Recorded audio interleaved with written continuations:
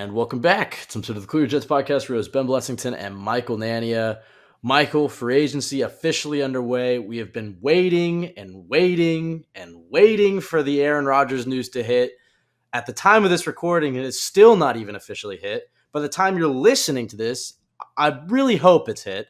And we'll have a better idea on the compensation, and we'll have, we can take a breath. It'll be official that Aaron Rodgers is the Jets quarterback, but we haven't done a podcast in a week. There's been some news that's happened, and Michael and I were like, you know what? Let's just go ahead, record a short podcast, talk about the news that's happened.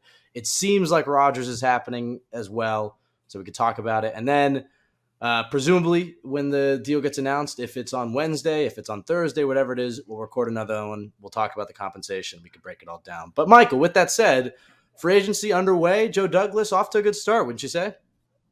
Yeah, I mean, it was hard to kind of appreciate it while we were going through all the Aaron Rodgers waiting process. But, now that this has kind of gotten to the point where we're like, all right, this is going to take a little bit. It seems like it's still fairly likely. I think for me, at least, I've chilled out on it a little bit in terms of how much I'm stressing about it. And I was worried about you for a minute. You were unhinged. I was worried about myself for a little bit because, I mean, this is one of the most bizarre situations I've ever experienced watching this team, and there have been plenty of bizarre situations. I know you and I were discussing this. You think it's not the most bizarre situation? Well, yeah, you said this is the most bizarre situation I've ever seen, and I was like, all right, their starting quarterback got knocked out in the locker room. I know there are good candidates. We got a quarterback getting punched. We got a quarterback getting mono. We got a quarterback doing certain things with friends of certain family members. So there have been some bizarre situations for sure, but I think what makes this one different is just like those things are, they're weird, but that's just, people doing things in life that happens. But this is just an unprecedented situation in terms of how it's covered and how it's played out. Because like you go back to last week, everything was going pretty naturally. Carr signed with the Saints, which was on the table. And right after that, the next day, the Jets are flying out to meet with Rodgers at his house in California, and you're like, all right, this is going well. And you don't expect the news to drop that same day. We figured that. So we're like, all right, maybe the next day it'll happen. It doesn't happen then. And you're like, all right, fine. Even that makes sense. By the end of this week, it should drop. And Thursday comes, you get that Diana Rossini report, and she's saying it's a done deal. Not it's a done deal. They're optimistic that they're very close to getting it done. And you're like, all right, this is going to be the day. And Thursday goes by. Friday goes by and Saturday goes by, and you're like, yeah, it'll be done by Sunday. It's got to happen by the time legal tampering opens on Monday. And Sunday goes by, and you're like, it's got to happen these next few hours. And then it's 9 o'clock, 10 o'clock, 11, 12 gets there. Still hasn't happened. Whole day goes by. We got the Trey Wingo tweet, nothing. Though. But Trey Wingo comes through, and that was the moment of hope where you're like, this is going to happen. He tweets it, and the Jets players are backing up. You're like, just someone finish this off. One of those blue checks. I was just refreshing. Schefter, come on, finish this off. Then they're like, no, hasn't happened. Like, what a roller coaster ride it's been. Schefter's taking live calls on. I know he does that, but he was walking off the set on the phone. I'm like, this is it. The Greg Zuerlein news, most likely. But yeah, like just overreacting to everything. Like, based on Rodgers likes and the players' tweets, everything, like, we're up. Rodgers is definitely happening. Then, oh no, Rodgers liked a Rasul Douglas tweet. Now we're back down to 80%. So it's just been a crazy ride of emotions. I've been losing sleep legitimately. I've been getting up like 4 in the morning, 5 in the morning. Well, you've interviewed Rodgers. You've interviewed Rodgers a few times. Yeah, I did interview Rodgers a few times. He had some interesting things to say. No, I did. If you haven't heard, I've done some AI what are voice. You using for that? Magician doesn't reveal his secrets. Okay. But I've used some AI software to make some fake Aaron Rodgers interviews. Let's hope that he hasn't listened to them. Yeah. It might scare him away. I would be scared if someone was doing that personally, because it's scary how good and accurate it is. But, I will. Yeah. I mean, it has all those weird inflections too. I mean, it really does. It's very realistic. It sounds like a real person. But crazy week. I've definitely gone unhinged at times, and I was worrying about my health, but after legal tampering, like that day, the first day went by, nothing happened. I was like, all right, I'm just gonna chill out, and someone can text it to me or something like that. I don't need to refresh constantly. It'll happen when it happens. I think my thumbs are basically nubs at this point, just from refreshing Twitter over and over again this weekend. I feel like we should talk about some of the other moves that's happened. There's some more stuff to talk about with Rodgers, but briefly, let's talk about the actual news, the new guys on the Jets. We'll start with Chuck Clark, the trade the Jets made over the weekend that we couldn't appreciate, and also Schefter. I Yeah, don't know what he deserves for never that tweet. forgiving Schefter for that. The Jets have made a trade, and it's Chuck Clark for a 7th-round pick. And I know I Jets didn't fans. feel like, though, as soon as I saw that, like, there's no way that's Yeah, actually the trade. He yeah, I wouldn't knew. lead into it like that, but still, like, the gall on him to play with Jets fans like The that gall. in that moment. I know Jets fans were upset about being played with in that moment, but once I got over the initial, oh, come on, I was like, damn, that's a really good trade for a damn good player in Baltimore. And Chuck Clark, who, by the way, he was the third safety in Baltimore because they brought in Marcus Williams and they drafted Kyle Hamilton. But Chuck Clark has been a damn good player. He's incredibly durable. He's a leader on that team. He's certainly an upgrade, and I think he's a great fit. It also gives the Jets some flexibility to move on from Jordan Whitehead. I know some of the beat reporters have been uh, assuming that maybe they'll try to keep both of them in the fold. But to me, Chuck Clark is a strong safety. And I think his strengths are going to be more in the box. I know the Jets like to play a lot of quarters coverage with their two safeties. It'll be interesting to see how they use Chuck Clark, but a secure tackler, and you can put him in the box, and he's definitely going to be an upgrade, especially in the run game. And I love his ability to man up with tight ends. I love this deal. I think we're going to look back on this trade, especially for the value. I mean, because we were talking about the Jets needed maybe even two safeties. You look at the free agent market, especially now that the Jets have missed out on Jimmy Ward, and we'll get to the other free agents in a minute. You look at the free agent market, what they would have to pay a guy like Chuck Clark if he hit the open market, it wouldn't be the $4 million that he's going to earn this year. You throw in a 7th-round pick, and I love this move, Michael. So what was your reaction once you came down from the disappointment of the Rodgers news not being announced? How did you react to this? I think I texted you and I said, we're going to look back on this trade as one of Joe Douglas's best moves. Do you agree with me? Yeah, this was a really good trade, and it was hard to appreciate at first, but then once you kind of let the dust settle and analyze it, you're like, I mean, personally, I think they got their starting strong safety in this deal, and we'll see what they do. But I mean, there's a lot of cap space to be had with that Whitehead cut, which it looks like they're going to need considering some of the moves they have in the works here. So I think Chuck Clark is your starting strong safety.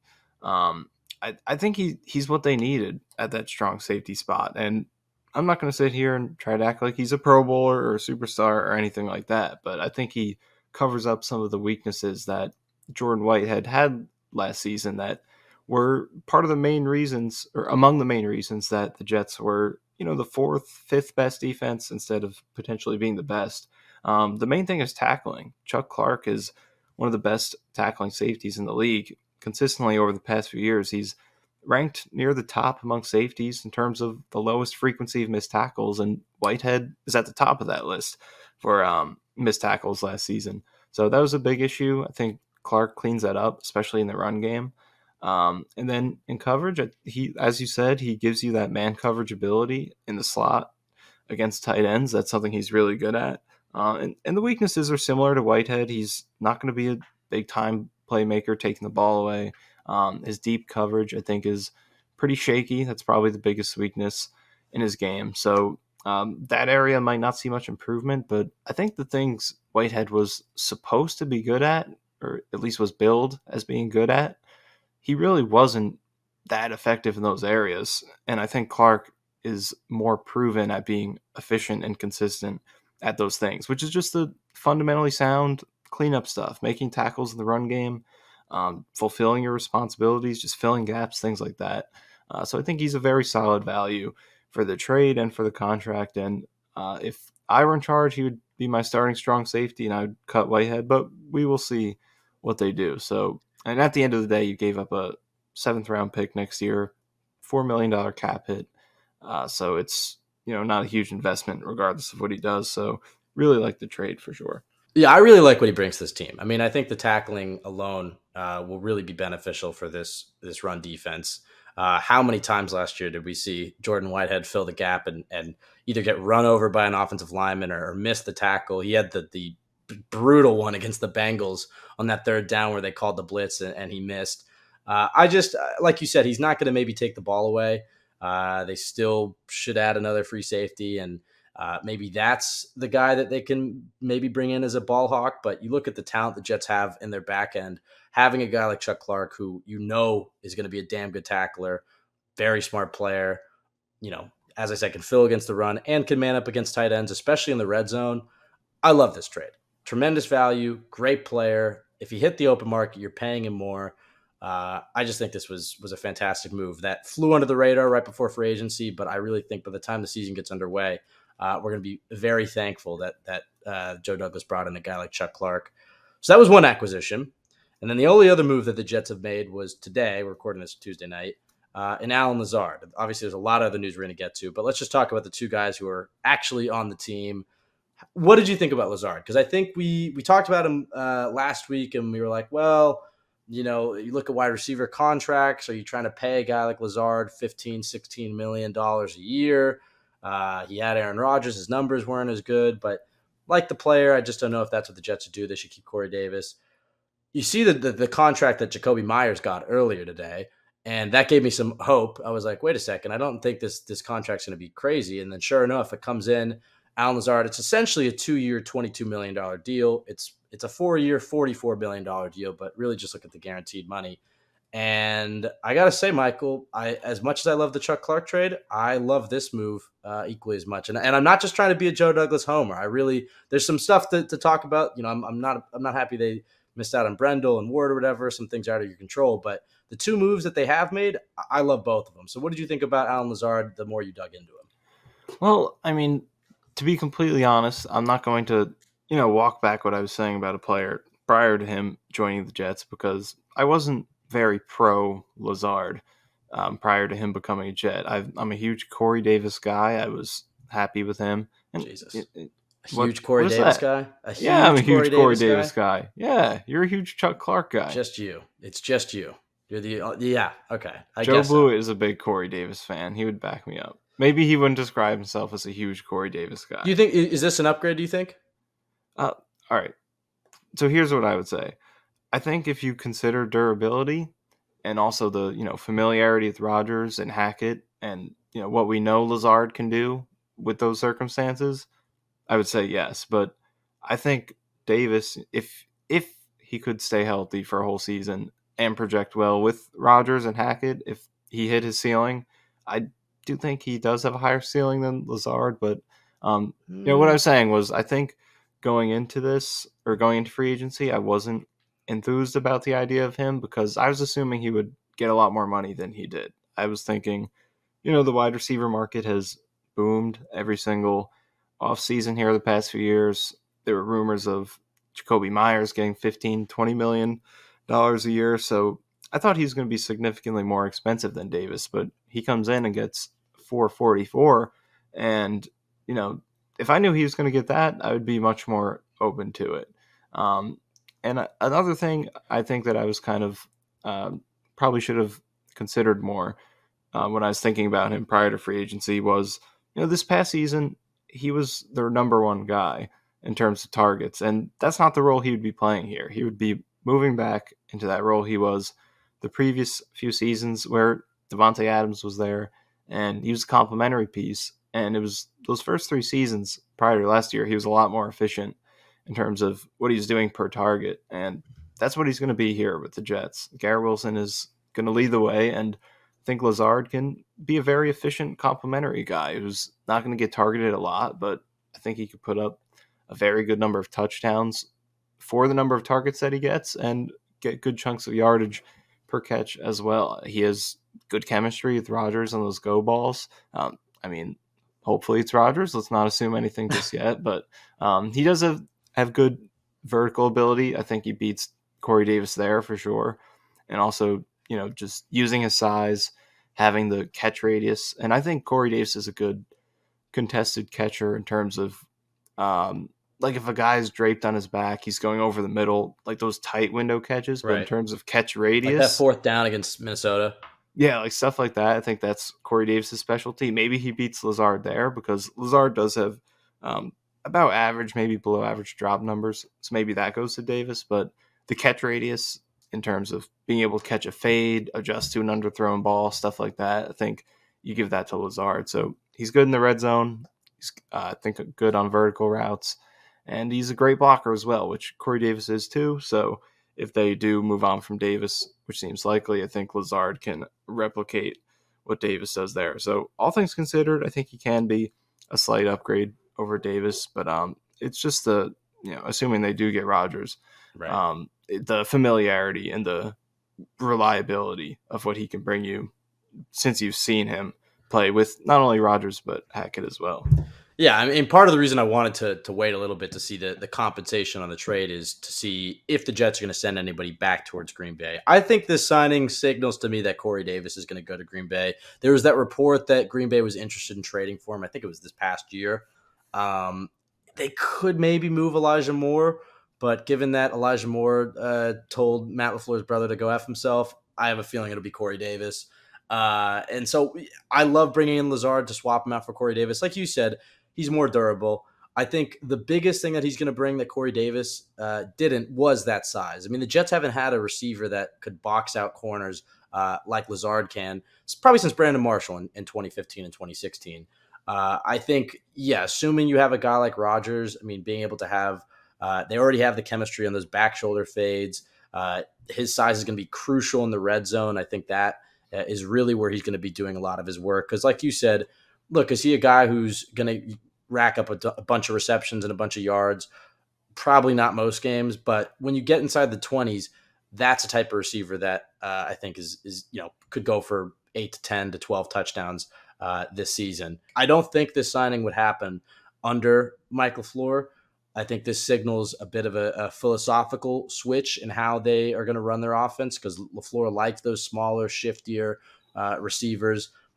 Emphasis on route running and getting open, and not that the offense is too different, but he clearly didn't like what Mims is bringing to the table, who's a similar player to Lazard. Obviously, Lazard is a lot better, but in terms of a physical, big bodied receiver who, isn't going to create a ton of separation, but can high point balls and, can be a nightmare in the red zone. Obviously, Mims did not develop at all under LaFleur. I know people are sick of hearing about Denzel Mims, but when you look at the Jets' receiving depth chart, I would imagine Mims is going to be on this team. I would imagine he's going to be Lazard's backup. So there's a good chance you're going to see him on the field. And as annoying as his career has been and frustrating as it's been thus far, I think a new system and having a Hall of Fame quarterback like Aaron Rodgers, there's a good chance a guy like Mims could have a good season. But regardless, I think this signing signals to me some differences in their offense this year. You saw how he used how Hackett used Lazard in Green Bay. You saw how he tried to use Sutton last year in Denver. I like the Jets having a big-bodied receiver, and it's just something I felt like they've missed. They've lacked. They've just felt like a small team the last few years, and I like that they're getting some size on the perimeter. And I think he just complements their unit quite nicely with Garrett Wilson and Elijah Moore. So those are the two additions. Obviously, we'll still be talking about them, but those are the two additions. Now, I think the next thing we could talk about is Rodgers' wish list that came out. I guess that was the other report from Diana Rossini saying the Jets not only did he want the Jets to bring in Alan Lazard, he wants to bring in Randall Cobb, he wants to bring in Mercedes Lewis. You're tweeting about Jermichael Finley and Donald Driver. That was a joke for anybody who didn't get it, but the one big name on that tweet that this might be an unpopular opinion, but I don't want OBJ.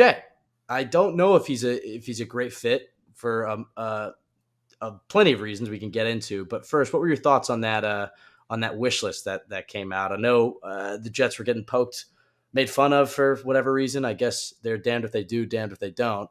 Do you think is it the Rodgers reunion party in Florham Park this season? Do you think they're going to bring in some of these guys?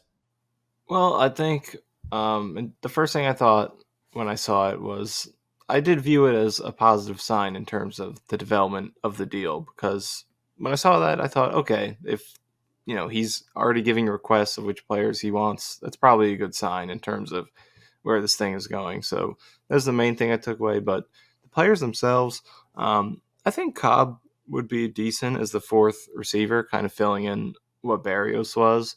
Not in terms of being the same kind of player, because I don't think Cobb is nearly as fast as Barrios was for the Jets at 32 years old. But he has very good hands. He still drops very few passes. Is a solid route runner. I mean, he was good in his role last year for the Packers.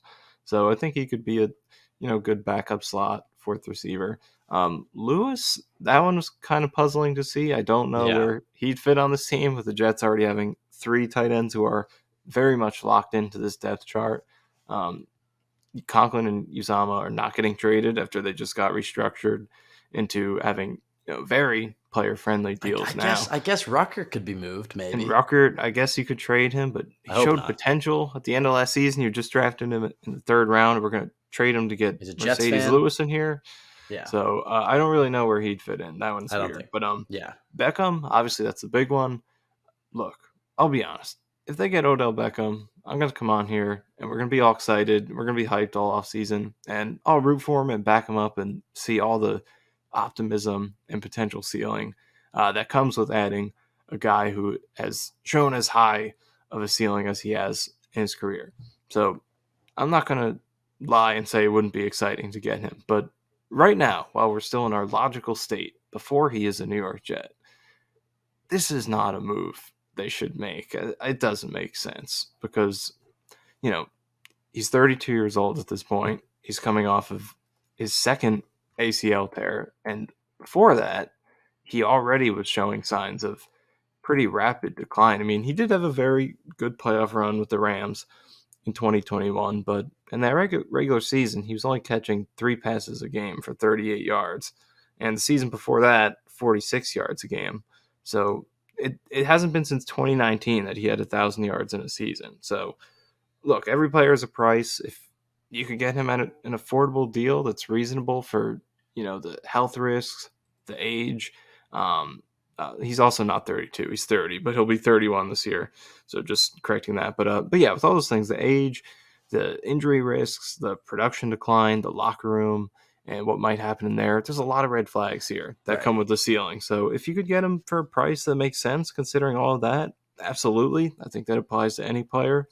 There's a price for everyone, but with some of the numbers being thrown around, I mean, I think Diana Rossini was saying in that 15 plus, maybe even close to 20 range, and that does not make sense for this player. Yeah, I like the Jets getting aggressive, and they're very much going all in for this year, but you just don't want to get reckless at a certain point. And it's 15 to 20 million a year for a guy who, look, I think he really only fits if you're moving Elijah Moore, because otherwise I don't really, is Elijah Moore your 4th receiver? It doesn't really make too much sense. So if they're moving Elijah Moore and they're moving Corey Davis, I could get behind it, but I would rather just keep Elijah Moore for a few reasons. But yeah, like you said, I mean, age, durability, what type of impact would he have on the young receivers in your locker room? Look, I don't know OBJ, obviously, but I think he's had a few incidents over the last few years. I did see that. I don't know if you saw, but Snacks Harrison on Twitter responded to some fan who called him a diva, and he said, absolutely not,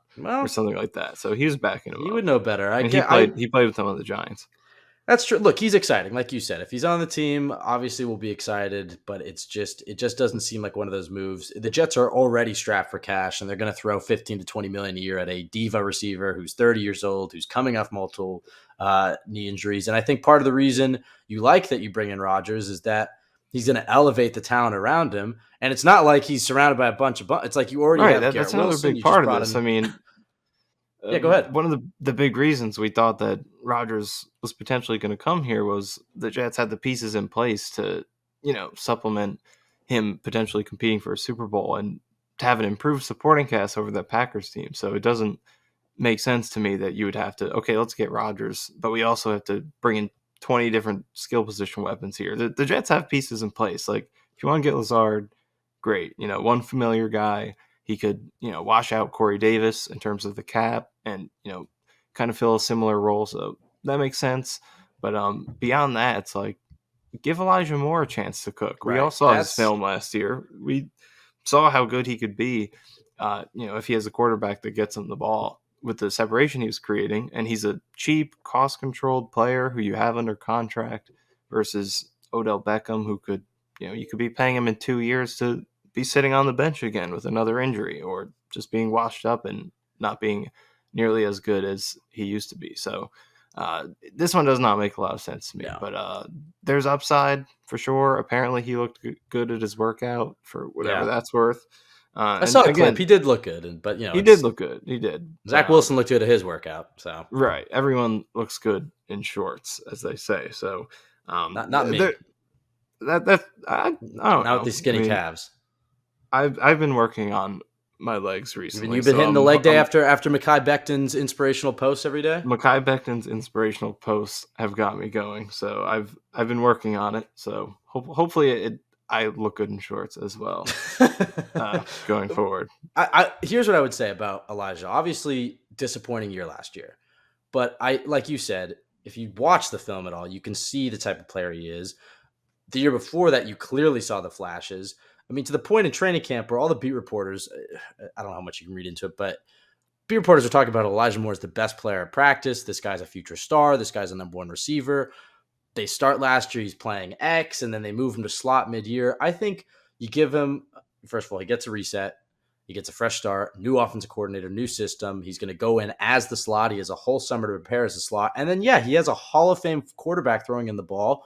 And guys like Garrett Wilson will take attention away from him. Guys like Aaron Lazard will take attention away from him. I think Elijah Moore is in store for a big year. And like you said, he's on that rookie deal.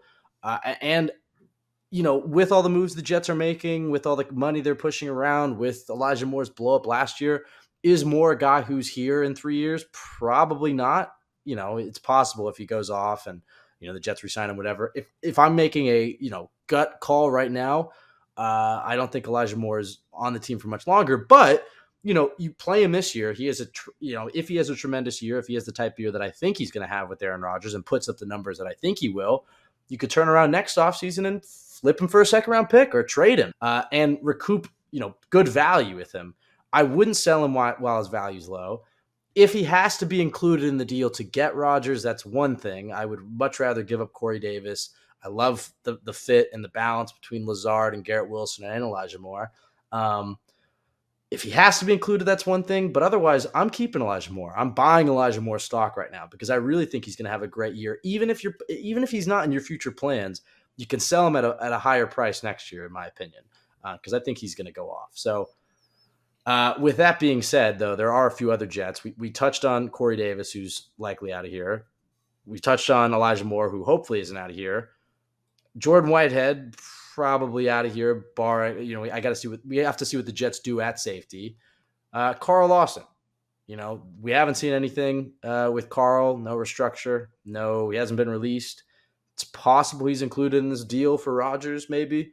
What do you think's happening there? I know the Jets are trying to bring back Sheldon Rankins at defensive tackle. I think, it'll be tough to be paying both Lawson and Rankins. The fact that Lawson's contract hasn't been restructured makes me think he's not willing to take a pay cut. I could be wrong. So what's your gut feeling on Lawson as we head into the official start of free agency? Well, I guess it will be interesting to see what happens because you could obviously cut him. You could restructure him in terms of, not restructure, just take a pay cut. It would be, since this is the final year of his deal. I don't know. It's a very curious decision. I guess it depends on how confident they are in the young guys on the roster stepping up and taking his place because, he had I would say, somewhat disappointing year, but he also was a competent, solid starter and coming off of a devastating injury. Right, he had coming to get off the injury. Another surgery on in December. And, he did – the thing he has that I think is questionable for the younger players is that he did play both phases pretty well. I think his run defense I was skeptical of it before I went back and rewatched the film from the season, but after I went back and kind of watched all the run defense film from the season, he was more solid than I thought. He's not great or anything, but he was okay. And obviously pass rushing, he brought that to the table, probably average, above average. So he can do both. So he is able to start because he can do that versus the other guys in the roster. Bryce Huff, obviously there were questions with his run defense. Does the team trust him there?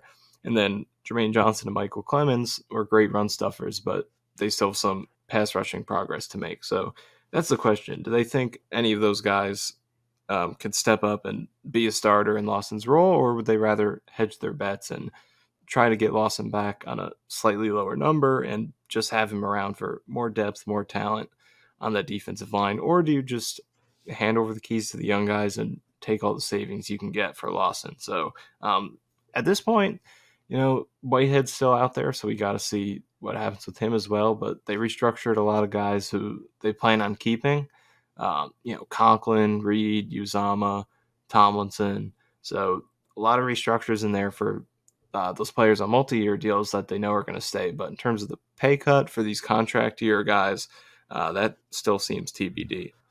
Yeah, I mean, they're pushing, and I guess this brings us to my next point. I mean, they're pushing more money down the line. I mean, they're taking the guaranteed money and pushing it into, for guys like Tomlinson, who I think we were hoping to get out of that deal. I mean, I think they still obviously can. Guys like Uzama and Conklin, they're moving that money down the line. Do you think is there a part of you that's scared that how all in they're going for this year? I just knowing the Jets, knowing how it could blow up in their face. But I mean, I can't lie, it's exciting. This is a team that has the longest playoff drought in the NFL. This is the first time they're going to be a legitimate Super Bowl contender. And look, we have to see how they fill out the rest of the roster. But there's an argument to be made. Outside of the 49ers, there's not a better roster in the NFL. As crazy as that might be to say, I mean, maybe the Eagles, but they've lost some guys in both their coordinators. But as crazy as it is to say, we have to see how they fill it out. But if they get in Rodgers and they, patch up free safety and center and whatnot, this is a fantastic roster. But there's the fear that if they lose in the playoffs, are we going to be sitting here next offseason and, maybe be, ruining how much money they were pushing forward into these future years? I mean, how do you feel about that? How do you feel about the Jets going all in on this year, and pushing money on some of those guys that we talked about down the line? Well, I think if you get Aaron Rodgers, then it makes sense to take this approach, because if you get him, it's all about 2023 and hopefully 2024. I think you'd like to get 2 years out of him, but if you get Rodgers, the future is out the window for now. You have to get the most out of that short-term window. So assuming he comes in, it would be, I think, the right move to make that approach and do everything you can to maximize the present day roster. And, in terms of the restructures and, whether the cap is real and all that stuff, I think there has to be a balance to it when you're looking at it, because on one hand, yes, I think there is a dimension of this to where, the cap isn't entirely restrictive as it may seem, because, I mean, look at the Saints. This team has been pushing money back for years, and we keep saying, oh, they're going to pay for it one day, that it's going to catch up to them. But here they are. They just went and gave Derek Carr $100 million. So there's always ways. Right. There's always a way to work around it. And the TV contracts. And that, that is in play as well, consistently upping the money. So there's always ways to work around it. But at the same time, I think it is reasonable to say there are some ramifications and consequences. So it's definitely not a video game to where you could just go wild, do whatever you want. It's not baseball with no salary cap. There is some degree of consequence to it, so you don't want to be too out of hand. But at the same time, I think a lot of teams are showing that it is something that can be worked around. So if you're a team with a short-term window like the Jets are potentially looking at becoming, hopefully by the time you're listening to this, we could have some a resolution on that finally. But assuming that's what the Jets are doing, they're a short-term window team, and I think it would be okay to push some of that money back to make sure you can sign the free agents you want to sign to plug those holes you have that are holding you back from being a Super Bowl caliber team, to get Rodgers in here and get the people he wants. So I'm okay with it if they could get him. I guess let's talk about some of the guys they did miss out on and how they might be able to rebound. We were talking about Jimmy Ward and Jake Brendel as two former Niners that we thought the Jets could bring in at free safety and center. Both those guys went elsewhere, and it leaves the Jets in an interesting spot here. The center market is dried up considerably. There's still Ben Jones out there who's overlapped with Keith Carter and Todd Downing in Tennessee. I think he's probably their top option at center unless they look towards the draft. At free safety, there's a few guys, not necessarily sure who makes the most sense, because I feel like Ward was probably the best fit. It sounds like the Jets were probably interested in both those guys. I mean, the report came out that they even offered Brendel more money to come to New York, but he chose San Francisco. What do the Jets do? How do they pivot at those two spots? I mean, specifically at offensive line, because as exciting as all these moves are, and we're talking about OBJ and all these weapons the Jets have, you have 39-year-old Aaron Rodgers back there. You can't have him taking that many hits a game. They have to have a competent offensive line in front of him. And right now, there's two massive holes on that offensive line and two players coming off of major injuries. So that's a bit of a concern. Who are some of the best remaining options and some of the guys that you think they should pivot to after losing out on guys like Ward and Brendel? I mean, to be honest, it is kind of hard to find some appealing options at these positions right now. I don't think either of those positions had strong classes coming in. I mean, center did have some good options at the top, but they're mostly off the board now. And free safety was one of the weaker positions, I think, and Jimmy Ward was probably the best fit, and he's off the board right now. So, I mean, looking at center, there are a couple of ways they could go at this point. Ben Jones, longtime Titan center. He's a veteran. I believe he's 32 years old. Had some concussion issues. I think he failed his physical. So he's 33. Plenty of red flags there that we've experienced already with guys like Ryan Khalil coming late in their career at center. But he did play very well still last season. He was a Pro Bowler. He's been one of the top producing centers for quite a long time. The main reason I'm bringing him up is because he has the connection to Todd Downing and Keith Carter. So there's that connection, and he's a solid player if they want to. And, we're talking about a win now team, so maybe a guy like that is appealing for both the team and player. He hasn't won a ring yet, so maybe he's appealed for playing with Rodgers and the Jets, so that's something to keep in mind. Rich Cimini brought up Graham Glasgow from the Broncos, so Nathaniel Hackett connection. I think from looking at some of his numbers and what some people are saying, he's maybe average, below average kind of starting center. He also has guard versatility, which is Joe Douglas has valued versatility in the past, so that's a nice bonus. But I don't think he's as good as Jones, assuming Jones would be playing at the level he has, but that's not guaranteed because he's older and had injury questions last year. So, there were a lot of good center options. There was Garrett Bradbury, Ethan Pochik from the Browns, and Bradley Bozeman from the Panthers, and they all re-signed, and the numbers were not outrageous. I think all three of those guys were $6 million a year for 3 years, which is lower compared to what centers have usually been getting. I mean, McGovern signed for $327 in 2020, so $9 million a year. And then Jake Brendel was my favorite target. We brought him up. He re-signed with the Niners for 4 years, $20 million. And apparently the Jets offered him more, so they did try. I guess you can't fault him for that. He took less money to go back. So, I guess it's Ben Jones, Graham Glasgow, or maybe Connor McGovern. Return is still on the table. But, I mean, the fact that they went apparently aggressive for Brendel leads you to believe that they're probably looking to move on from McGovern, but they are sort of running short on options here. And the prices on the market suggest that maybe they can get McGovern back for a number that you'd be happy with.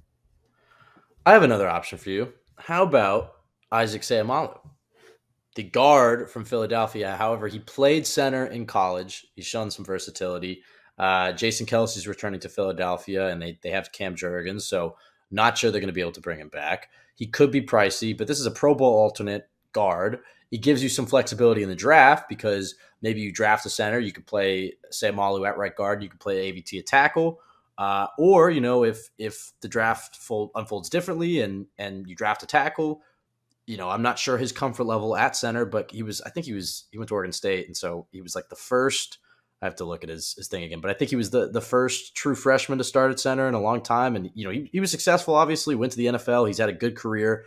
I think that's an option they could explore because he's the type of guy they can sign, and it just keeps their options open for the draft. They're certainly going to have to go hard at O-line in the draft. Joe Douglas will certainly earn his scouting chops. But what do you think about that idea? And not even, maybe they do add a center, but just in general, the idea of, look, the tackle market, pretty thin. The center market at this point is pretty thin. I know we have AVT and we have Laken Tomlinson, but AVT is incredibly versatile. Why don't we go and pay some money to another guard, and that, we can either bump AVT out to tackle or we can move this guy into center. Do you like that idea? Do you think the Jets have the money to do it? I mean, how do you feel about it? I think that's an interesting outside the box idea. I mean, there's the Joe Douglas connection. He was there with the Eagles when they drafted Sayamalo, and he has played some center snaps in the NFL, only a few, 34 snaps at center in his NFL career. So that's very little. It's nothing to go off of, but at least he has played it, so it is on the table. So I guess that's an outside the box option if they want to get creative. I guess the more interesting thing is in terms of AVT and how they're going to improve this offensive line. Will they maybe consider signing a guard in free agency and moving him to tackle, because there aren't really any good tackles out there at this point. And any of the top tackles are probably going to be too expensive, but there are some guards you could think about. So maybe they assign Sayamalo as a guard and put AVT at right tackle. So that's interesting. Right. There's Dalton Reisner is out there, another Bronco with the Hackett connection. So that's something that's on the table. If they really want to, if they're very focused on, we got to get more talent for this O-line, that is probably the best avenue for doing that prior to the draft.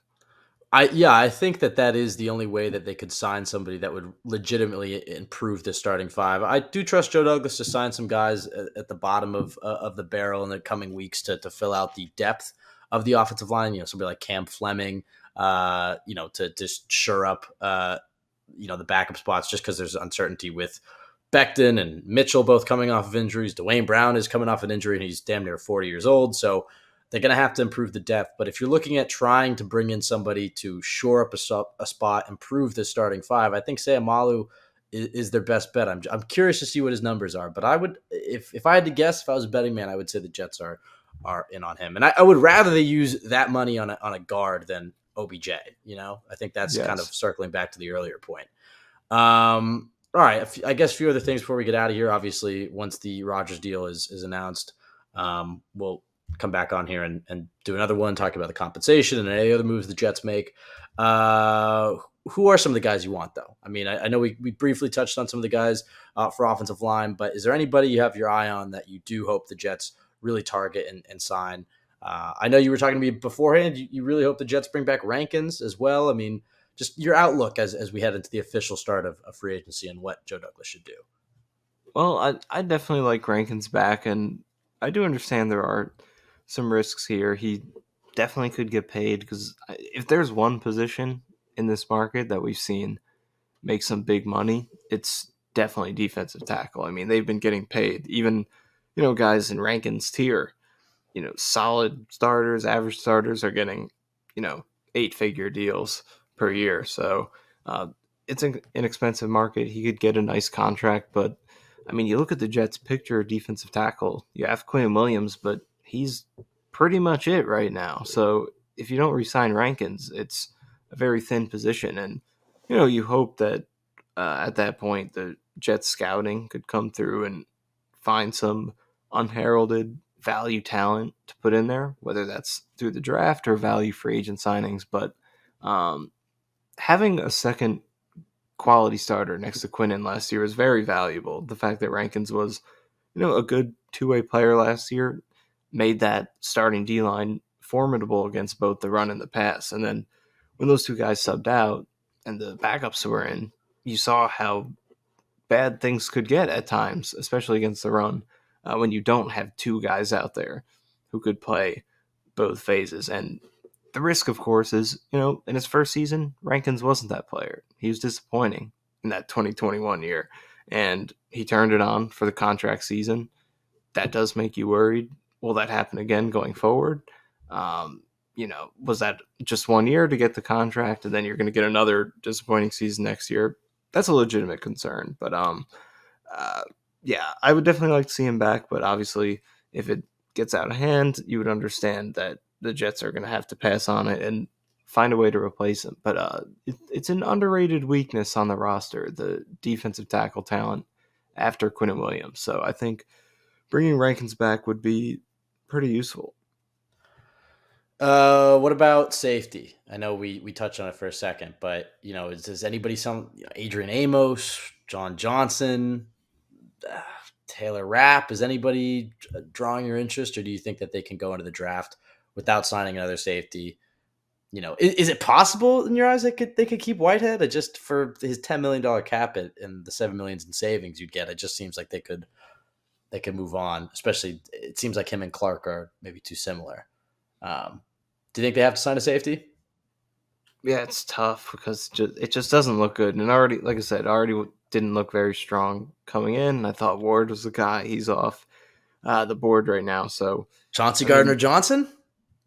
Go all in? You'd love it, but I guess we're going all in. Why not? But where are they getting this money from? I don't know. I do know that going into next year, they should be able to recoup a lot of this money from selling the throwback jerseys they're gonna unveil this year. Okay. But that's a conversation for the end of the podcast. But yeah, I guess if you want to go all in, why not? But realistically speaking, they probably won't get Chauncey Gardner-Johnson. But I don't know. There are guys like Juan Thornhill who started for the Chiefs the last few years, but he's really not very good. I haven't seen rave reviews for him from Chiefs writers and fans. And then you mentioned Taylor Rapp. He's a good strong safety. I liked him if the Jets were going to go after that in free agency, but they already got Clark. Julian Love is also a good player, but another box safety. So in terms of looking for free safeties out there, it's Amos. Amos is there, but he's had a very rough last couple of years. I think I saw that he gave up 12 touchdowns over the last 2 years, so that's not ideal. He's good before that. It's slim pickings, so maybe it's Tony Adams' season. This is a guy who was an undrafted free agent last year, made the team, played throughout the season, was starting by the end of the year, and looked very good in those 2 games he played. Only 2 games, but did look strong. So it would allow them to spend elsewhere if they want to bring in a Sayamalu or they want to bring back Rankins. And that's the thing. Like as much as you want to plug holes, even as a win now team, it is difficult to solve everything. You do have to compromise and pick your spots where you have to go in and say, all right, we're going to have to develop some talent here. We're going to have to try to rely on our coaching to get someone to overperform at this position compared to what we invested into them. And I think the free safety spot is the way things are shaking out right now is a candidate to be that. And it's probably out of all the positions, probably the best one for this team because of the corners that they have. That it is a position you can maybe go cheaper on because, look, when you got DJ Reed, Sauce Gardner, and Michael Carter II, your safety play and especially free safety play might not be as important. Like you said, I like Tony Adams as well. If they're going all in, I still think they should probably add another body, and that's where a guy like Amos could make sense. But regardless, I think you're right. I think unless they go for the big fish and Chauncey Gardner-Johnson, obviously there's still the draft. I think they probably sign somebody like Amos who can then compete with Tony Adams in training camp, and that would make sense. All right, last thing. Any final predictions? Obviously, we're gonna have another pod comes out as soon as this compensation gets done, and so maybe there'll be some other moves that we could talk about, but. It's the start of free agency. Our Ward and Brendel predictions didn't come true, although we were right about the Jets being in on Brendel, so there's that. Who are some? You have any predictions for us? Any on the signings that the Jets will make in the next coming days? I got nothing. I got nothing. Okay, fine. I'll do it. I'll say they're going to sign Ben Jones. Okay, actually, that's a good one. No, I'm going back. I'm going back. Sorry. Sayamalu. Why not? Okay. Why not stick to my guns? Ben Jones is the obvious one. Ben Jones is the one that every other Jets podcaster will be talking about. Are they signing him to play center or guard? I think they're just signing him, and we'll see what happens in the draft. Obviously, I haven't done too much work on the draft, but if I know there's what's his name? I'm spacing. Can you help me out here? The center from Minnesota. Everybody's talking about. Oh, I'm not the one to ask for that. All right. We haven't gotten into the draft stuff yet. I'm still trying to see if Aaron Rodgers is going to be my quarterback. That's true. I can't focus on the draft yet. I think that they could sign somebody like that, like Sayamalu, and then it really just depends on the draft. If they draft a tackle at 13, maybe they're playing him at center. If the tackles are gone, they trade down, they could take a center and play AVT at tackle. I just think out of all the offensive linemen, he's the best one there. He has the familiarity with Joe Douglas. I think that makes some sense. You don't think there's, in terms of him playing center, a little bit of risk? You're going for Aaron Rodgers, and you want the guy snapping him the ball to be someone who never played it in the NFL as a starter? Well, he has some snaps there. He did it as a true freshman at Oregon State. They could still draft a center behind him. Yeah, I'd still pay him. I think they ideally would maybe be drafting a center and playing AVT at tackle. Maybe, I don't know. I just think who else can they sign on this offensive line that'll improve it? I mean, obviously, when you have nobody, I'll go with Ben Jones holes. in my predictions. All right, yeah. Now you're going to make predictions. Okay, F you. This is why Jets Reddit hates you, Michael. Should we get into that? Should we get into the drama? I don't think we have to. I think we should address it. Can we address it for a few minutes? Can I explain it and then you tell me if I'm wrong on anything? All right. For anybody who did, I don't think you did anything wrong here, but I do understand why Jets Reddit is pissed, and I think they will never forgive you. But there's a guy on Reddit who had been posting for the past year some Jet scoops, some under the radar stuff. I'm not on Jets Reddit ever. Michael sometimes looks at it, but I didn't know who this guy was. 2 days ago or whatever, he posted on Reddit that the Jets and Rodgers deal was done. Michael sees it. Michael sends it to me and says, look, I don't ever would never trust anybody on Reddit. But then he started to send me screenshots to be like, look, this guy called Cager.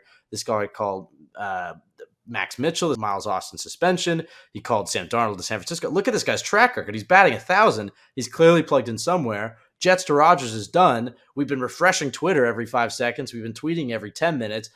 You post it on Twitter. You say, hey, there's this guy on Jets Reddit who says Jets to Rodgers is done. I normally wouldn't care, but look at his track record. And then you brought too much heat on him because you have a good following on Twitter. And so he deleted his account. You didn't like that.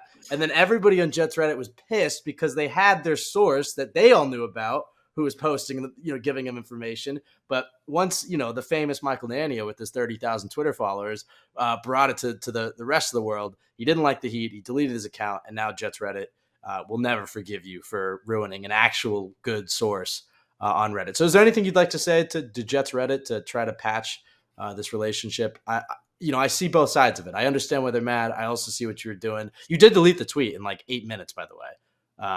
That was the first thing I said to you. I was like, I wonder if he's not going to like that you're posting this. But at the same time, it's like he's posting on a public forum. Like, it's not like he was already getting talked about in the NFL subreddits. I don't know, but you were basically trending on Jets Twitter and Reddit for about a few hours there. I was worried about you.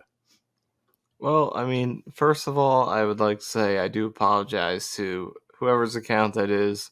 That was never my intention to, have any negative consequences there. I wasn't really thinking of what the potential impact of that might have been. It was just, we were all desperate for Rodgers news and looking to cling on to any piece of hope we can get that it would happen. And, I saw that and I figured, this is pretty confidence inspiring. I think other fans would enjoy to see this as well to improve their confidence of the deal potentially happening. So that's all the thought process was, really. So I do apologize to whoever's account that may have been, for sure. But for me, like I do look at Reddit sometimes, and I would recommend you don't for the next few days. I have not. Okay. I did peek at it. There was I had an idea of maybe we should read out some of the meanest Reddit posts, but you know what? I won't subject you to that. They were getting pretty nasty on there. But yeah, like I don't look at it very often, but I was looking at it the past few days because, again, like Rodgers news going on, just trying to get any piece of confidence we can get. And I was looking through the threads there. I think it was like a post about Zerline re-signing, and I just saw all the people in the replies touting this one guy. They're like, he's nailed everything. He's 5 for 5 so far this free agency. And, I was like, all right, he can't be that good. And then there was one comment. He said, he was replying to someone else. He said, look at my track record, click on my account or something like that. So I did, and I looked through it, and I was like, there's some very specific stuff in here that's being nailed. Like, Lawrence Cager starting in 13 personnel against the Ravens. And I was like, I think this is pretty interesting and cool. So I figured And Jets fans would it's not like you want to see it. doxed him.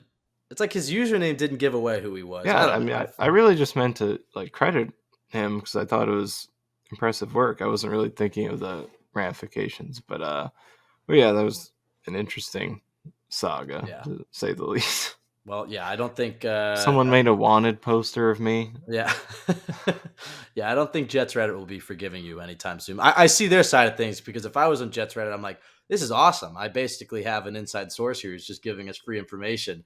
And then here comes Michael Nania with his 30,000 Twitter followers and blows up the spot.